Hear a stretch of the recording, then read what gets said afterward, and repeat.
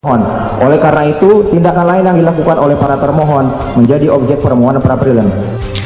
Sidang pra-peradilan pengacara Habib Rizik mengatakan, apa kita berkerumun itu penghasutan? Ini kelewat simpel, Oke, terlalu sederhana.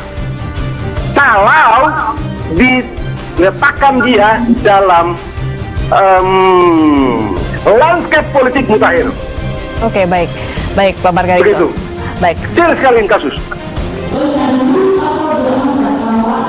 dalam surat pemberitahuan penetapan tersangka atas nama pemohon tanpa disertai dengan adanya dilakukan merujuk laporan informasi dan penyelidikan terhadap laporan korupsi menurut model A2 di 2 dari 304 dari 100 yang di 2.5 dari 2020 SPKT Polda Metro Jaya tanggal 25 November 2020 dengan terlapor saudara Muhammad alias Hamid Muhammad ya.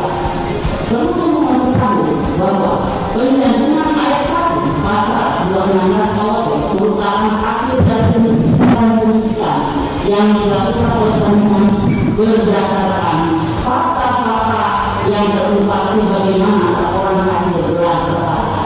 Hal inilah yang akan disampaikan oleh pemohon dalam berkas-berkas yang akan dipenuhi kelengkapannya oleh jaksa penuntut umum. Jika sekiranya di dalam pasal persangkaan yang diajukan oleh penyidik terdapat kekurangan, maka jaksa penuntut umum akan mengembalikan berkas perkara disertai dengan petunjuk sebagaimana diatur dalam pasal 110 KUHP. Unsur setiap orang, dia membahas unsur setiap orang di sini. Kami lakukan. Kata bagi siapa identik dengan setiap orang atau diri sebagai siapa yang harus dijadikan terdakwa. Jadi, untuk mengetahui apakah tersangka dapat diajukan sebagai tersangka, kami macam ini sehingga langsung disebutkan bahwa Habib Rizik sebagai saksi itu tersangka. Ya, tapi di dalam tempat itu yang berulang pada dia dari Habib kita lihat dulu. Oke, berbeda saja dulu. Jadi kami melihat semua yang dilakukan ini ada bukti yang dilakukan dan disita. Sebagaimana sahabat-sahabat wartawan, semua bukti yang disita tapi tidak ada tanda tangannya dengan Habib Rizik. Karena sakit yang di dalam perkara ini bukan kalau dia perkawinan, bukan kalau dia pelaksanaan maulid Nabi, bukan kayak ini. Habib Rizik kapasitasnya di sini sebagai penggunaan negara undangan, bukan yang menggunakan orang berkerumun. Terima kasih dari kami. Kerugian oleh tersangka atau ahli warisnya atas penangkapan atau penahanan serta tindakan lain tanpa alasan yang berdasarkan undang-undang atau karena kekeliruan mengenai orang atau hukum yang diterapkan sebagaimana dimaksud dalam ayat 1 yang perkaranya tidak dilanjutkan ke pengadilan negeri diputus di sidang pra-peradilan sebagaimana dimaksud dalam pasal 77 KUHP.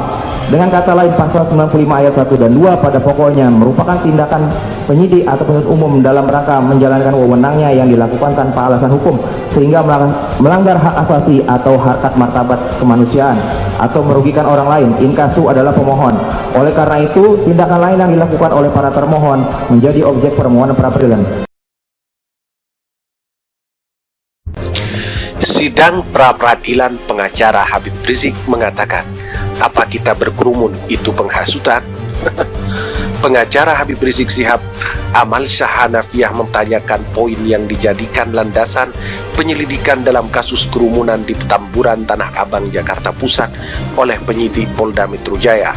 Salah satu poin yang disampaikan polisi di persidangan pra-peradilan kedua pada Selasa 5 Januari 2021, Habib Rizik disangka melakukan penghasutan atau mengajak masyarakat untuk berkerumun. Dia heran, mengapa penghasutan itu dikaitkan dengan ajakan berkerumun yang mana berkerumun bukanlah suatu tindak pidana. Soal berkerumun, apa kita berkerumun itu penghasutan? Kan pasal 160 itu menghasut orang untuk berbuat pidana, bukan menghasut orang untuk berkerumun. Bahasanya itu kita bahas unsur untuk pasal 160 yang digunakan alasan menahan Habib Rizik, ujar Amalsyah Selasa 5 Januari 2021.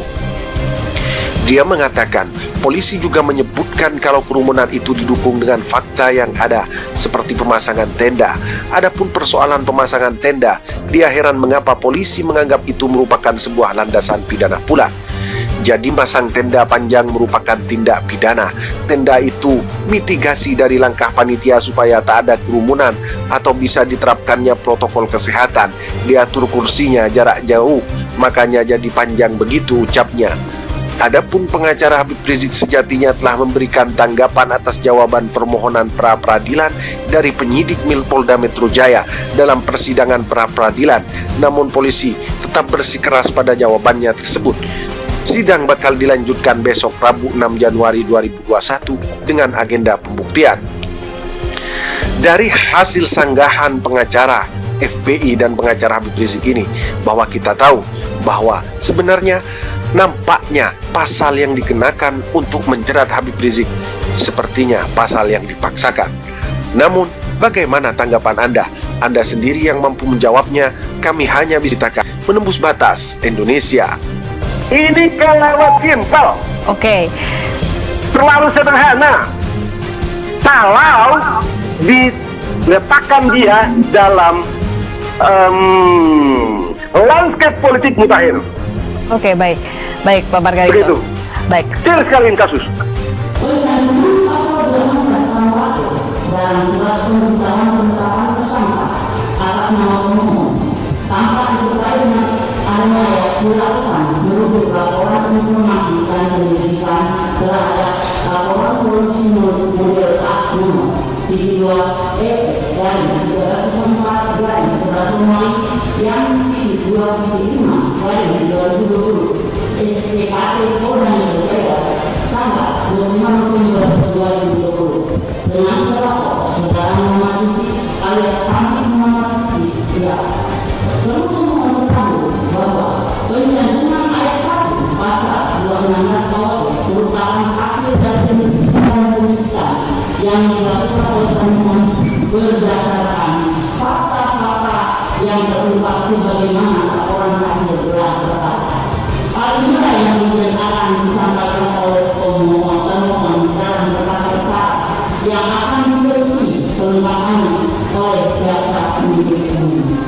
Jika sekiranya di dalam pasal persangkaan yang diajukan oleh penyidik terdapat kekurangan, maka jaksa penuntut umum akan mengembalikan berkas perkara disertai dengan petunjuk sebagaimana diatur dalam pasal 110 KUHP. Unsur setiap orang.